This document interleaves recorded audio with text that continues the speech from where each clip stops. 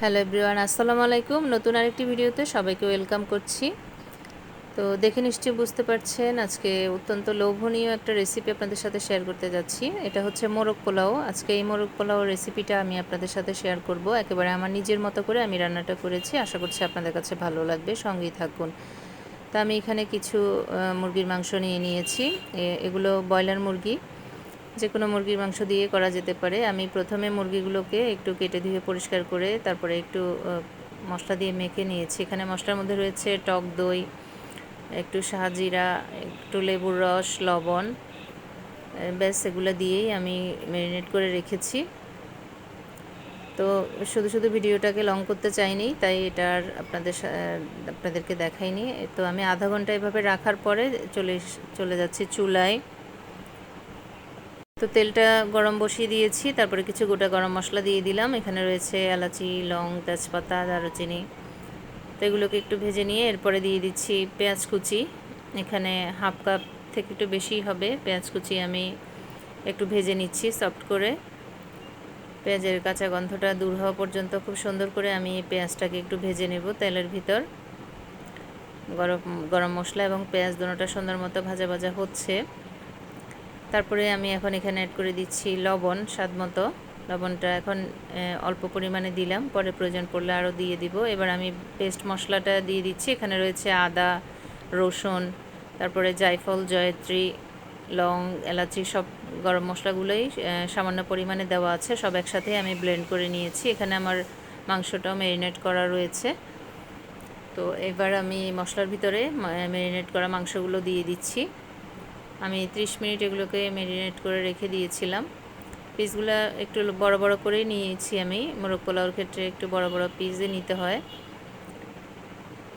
তো এখন মাংসগুলোকে আমি একটু উল্টে পাল্টে দিচ্ছি মশলাপাতির সাথে, যাতে খুব সুন্দর করে মিশে যায়। তো এইভাবে আমি কিছুক্ষণ উল্টে পাল্টে একটু ভেজে নিব শুরুতে। এখনই আমি কোনো পানি অ্যাড করছি না। এইভাবে করে মাংসটাকে কিছুক্ষণ আমি মশলাপাতির ভিতরে কষিয়ে নিচ্ছি। আর দিয়ে দিলাম আর একটু শাহজিরা। এই শাহি জিরাটা দেওয়ার ফলে এই মাংসের টেস্ট এবং ফ্লেভার অনেক বেশি ভালো আসবে।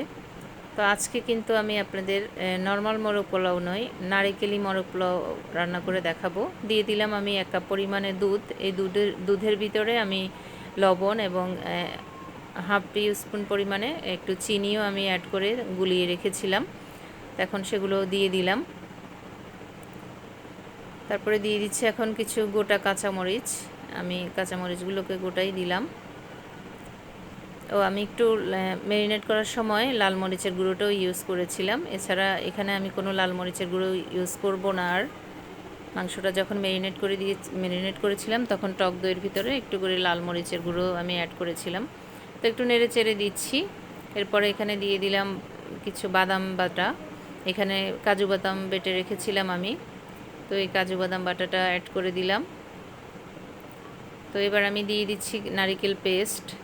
যেহেতু আমি আজকে নারকেলি মোরগ পোলাও রান্না করব, সেজন্য নারিকেল পেস্টটা তো ইউজ করতেই হবে। তো নারিকেল পেস্টটাও দিয়ে দিলাম। এরপরে সুন্দর করে নেড়ে চেড়ে সেই পেস্টটা ধুয়ে একটু পানি দিয়ে দিলাম। এরপর ঢাকনি দিয়ে ঢেকে রান্না করে নিচ্ছি। এখন এখানে নিয়ে নিচ্ছি চাল। এখন আমি পোলাওটা প্রিপেয়ার করে নিব, সেজন্য এখানে চিনি গুঁড়া চাল নিয়েছি। আপনারা যে কোনো চাল দিয়েই এই পোলাওটা রেডি করতে পারেন। তো এই গোটা গরম মশলা দিয়ে দিলাম, খুব বেশি কিছু নয়, এলাচি, দারচিনি এবং তেজপাতা দিয়েছি।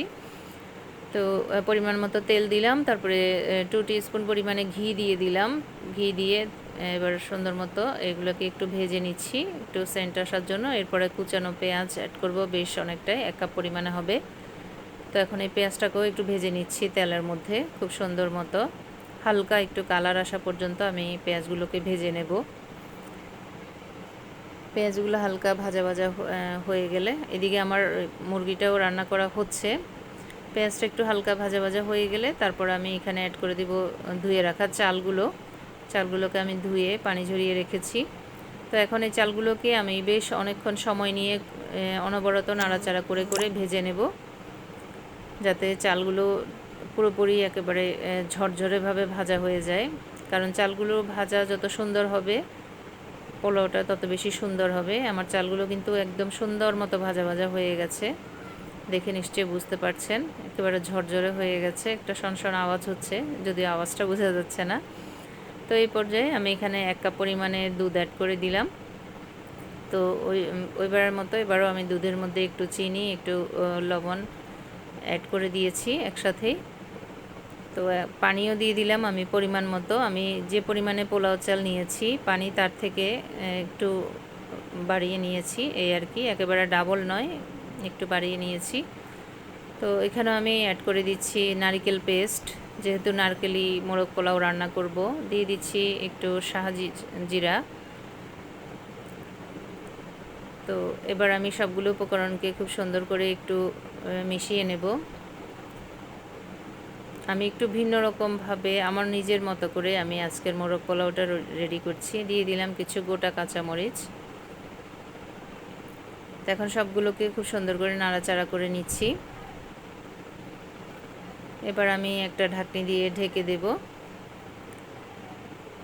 সুন্দর মতো বলক আসা পর্যন্ত আমি চুলার আঁচটা হাইতে রাখবো। এরপরে বলক এসে গেলে আমি চুলার আঁচটা একেবারে ডিম করে দিচ্ছি, অর্থাৎ একেবারে মৃদু আছে আমি পোলাওটা রেডি করে নিব। সেজন্য ঢাকনি দিয়ে দিলাম। ঢাকনির বাতাস যাওয়ার জায়গাটাতে একটা লং দিয়ে বাতাসটা বন্ধ করে দিয়েছি। এই পর্যায়ে দিয়ে দিচ্ছি একটু গোলমরিচ।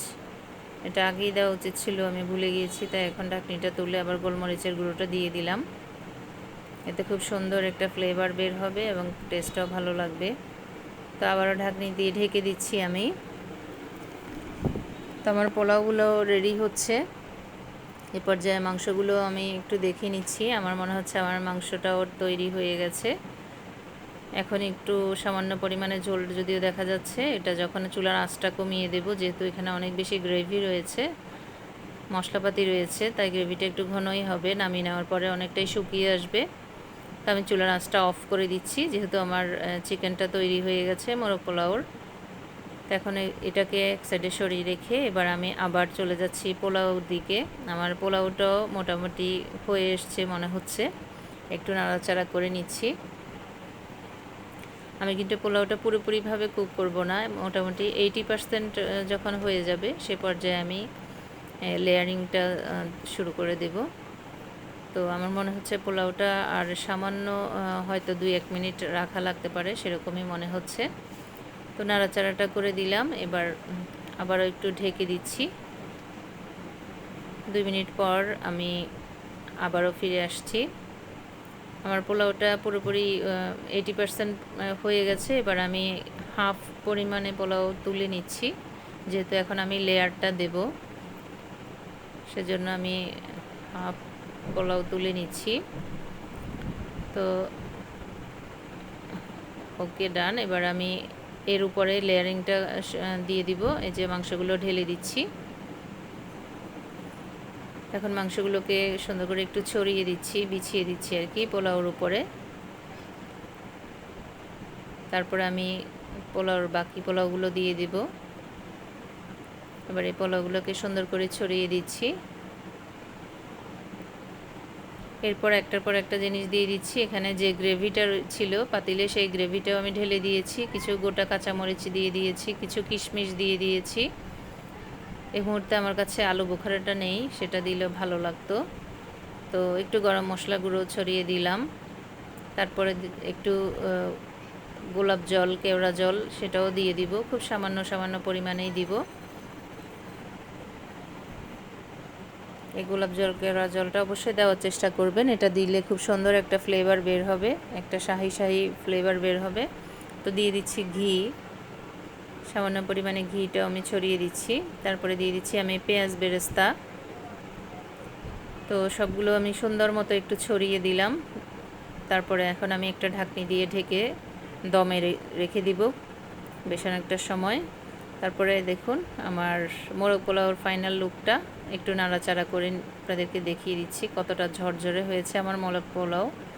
খেতে খুবই টেস্ট হয়েছিল। আপনারাও বাসায় এরকম করে বানিয়ে খেতে পারেন। আশা করছি আপনাদের কাছেও ভালো লাগবে আমার আজকের মোরগ পোলাও রেসিপিটা।